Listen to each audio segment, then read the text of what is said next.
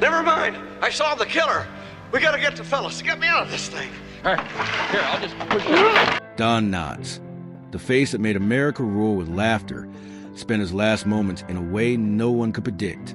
His daughter Karen held his hands while he slipped away, yet the great entertainer still had one more punchline hidden. With a faint breath, he leaned close and spoke words she locked inside her heart for years. What did he tell her? Stay tuned, because the truth might rattle you. During the Great Depression, they were extremely poor. His older brothers were alcoholics. Knotts turned a nervous deputy into pure television magic and grabbed 5 Emmy Awards in the process. His jittery eyes and lightning timing etched him into pop culture forever. But fame never erases pain. Long before the bright lights, young Jesse Donald Knotts grew up in a tense farmhouse outside Morgantown, West Virginia. He makes it, he's got it, let's take it. Now, Bernie, will you just simmer down? Now, they're all legitimate government deduction. His mother, Elsie, was 40 when he arrived, already chasing 3 older sons. His father, William, battled schizophrenia mixed with heavy drinking, and the home felt more like a storm than a shelter. Don recalled nights when his dad waved a knife at him, forcing the little boy to escape inside his own mind. Big brothers Willis, William, and Ralph, better known as Sid, drank to forget their own struggles and often exploded at Don. Yet Sid's quick jokes could still light the room, making Don believe in comedy as a lifeboat. Then tragedy hit again. Sid died suddenly from an asthma attack, leaving a gap no one could fill. In the silence, a wooden friend appeared. Don carved out safety with a ventriloquist dummy he named Danny. Talking through Danny, he created tiny shows that let him breathe and even made classmates smile. Laughter became armor against the chaos at home. High school brought a taste of applause.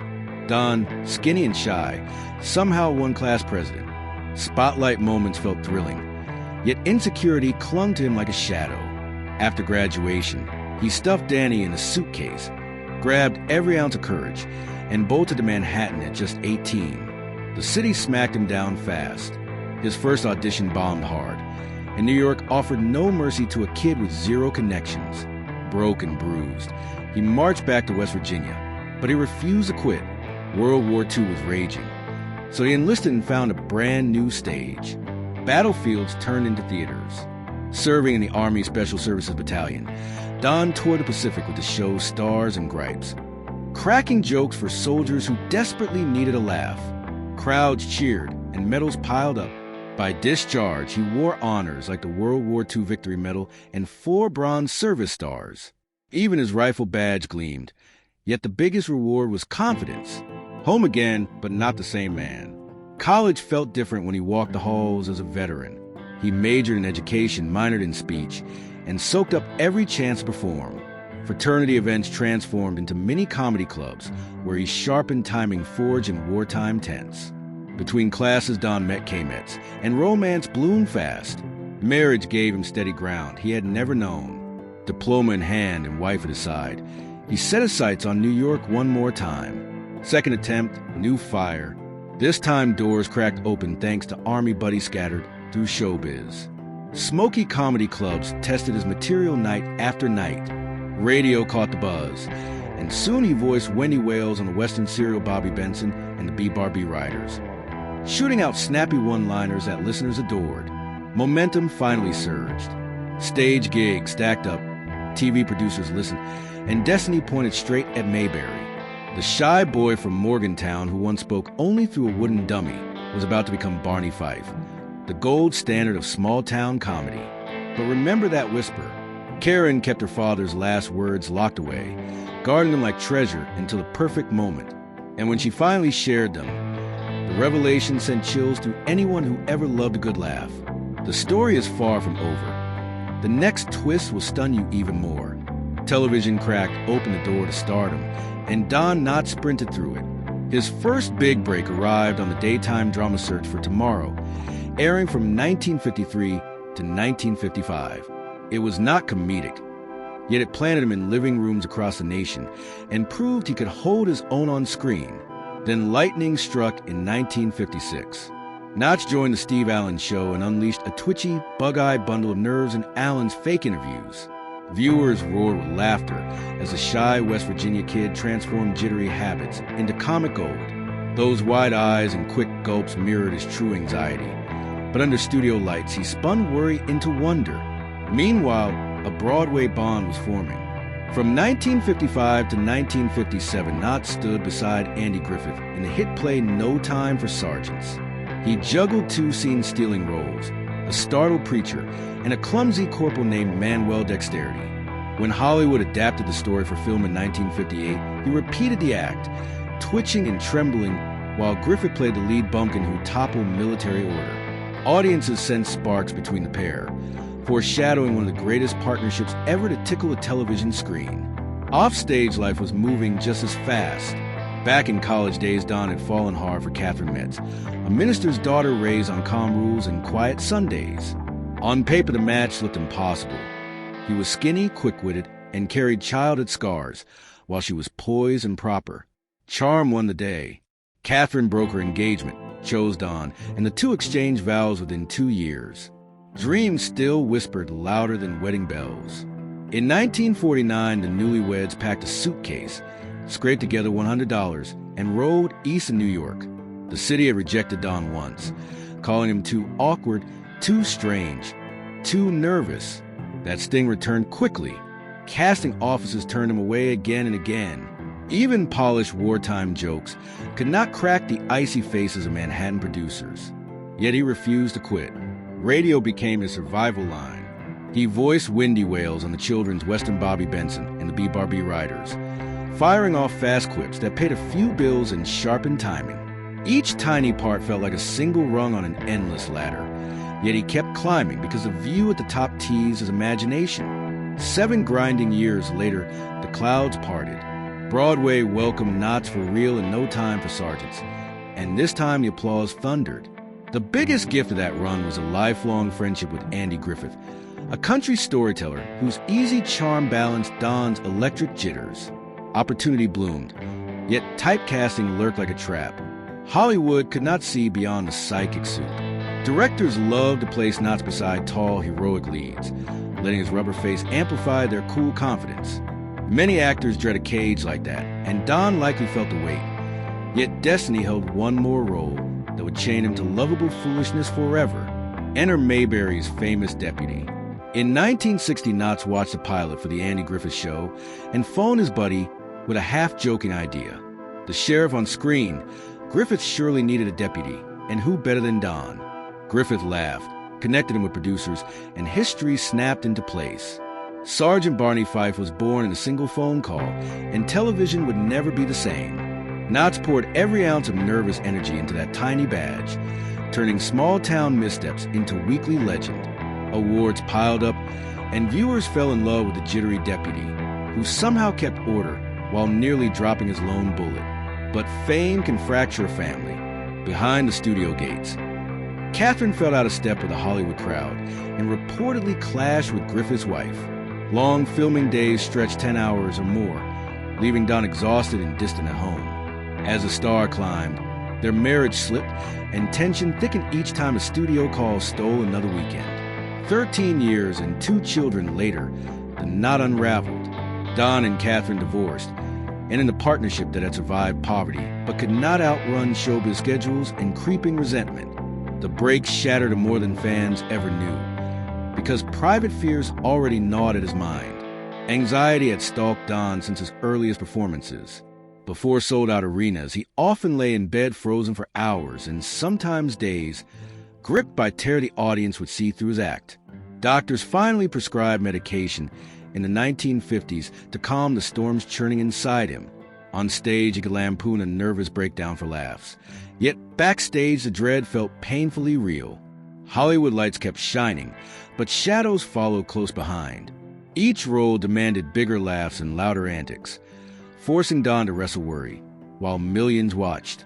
Still he battled on, turning frailty into laughter and teaching viewers that vulnerability can sparkle like pure comedy. Through victories and heartbreak, one truth remained crystal clear. Don Knotts never stopped believing a shy boy from Morgantown could make the world laugh. Every twitchy grin and bug-eyed stare carried pieces of a rough childhood, a brave soldier's memories, a fractured marriage, and a heart determined to entertain. And though the road was rocky, the journey carved his name deep into television legend. Don Knotts had demons behind the laughs, and they were getting louder. Like many stars in Hollywood, the pressure eventually became too much. Knotts leaned heavily on medication, and before long, pills turned into a crutch he couldn't walk without. But the medicine was just one piece of a deeper struggle. He also suffered from intense hypochondria, convinced he was sick even when doctors said he was fine. The fear was real in his mind, and it tore at his day-to-day life. He tried to fight it, but things spiraled fast. Eventually, Don reached a point where he knew he needed professional help. He sought therapy, but by then his mind had already run too far. Fame had brought him money, recognition, and women, but peace? Not even close. He couldn't shake the memories of a brutal childhood. During one session, he even broke down and cursed God, desperate for relief from the pain. The stress became overwhelming. Knotts battled severe anxiety, depression, and insomnia. At times, sleep was impossible. These battles didn't just stay behind the curtain. They followed him straight to work.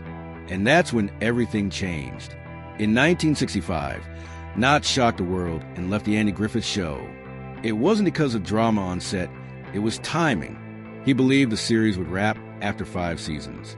With his contract ending, he began exploring new paths, including a film deal with Universal. He stepped away, but not for good. Though he left the show as a full-time cast member, Knotts returned now and then for special guest appearances. Still, fans noticed something was missing. Many said the show was never the same without him. His daughter later revealed the truth. Don was just worn out by the grind of television. But work wasn't the only thing keeping him busy. Off-screen, Don Knotts was quite the charmer. Despite his divorce from Catherine, he didn't stay single for long. Off-camera, Knotts had a surprising reputation as a ladies' man. He may have been the goofy psychic on TV, but behind the scenes, he was dating all the time, catching attention from women and other celebrities alike. Then came his most unexpected role yet. In 1969, Knotts starred in the risque comedy The Love God, playing a nerdy magazine owner who saves his business by switching to steamy content. It was a total shift from sweet Barney Fife. Don wanted to show his range, but audiences didn't buy it. Theaters skipped it, and many fans were shocked to see him try such a bold part. It bombed, and he never attempted a role like that again. Still, he refused to quit chasing that leading man dream. He signed a big movie deal with Universal and led films like The Incredible Mr. Limpet and The Reluctant Astronaut, but none matched the magic of his television days. The critics weren't impressed, and Don felt the sting. Determined to bounce back, he took a swing at something bigger, his very own variety show. In 1970, the Don Knotts Show hit the airwaves. Expectations were sky high, but with other popular variety shows airing at the same time, it flopped hard. Don had to face a tough truth. His career wouldn't unfold the way he had always imagined. After years of chasing women and chasing laughs, Don finally slowed down for love. He fell for Lori Chuckna, and while they kept much of their romance private, the world could see Don was trying to hold it all together.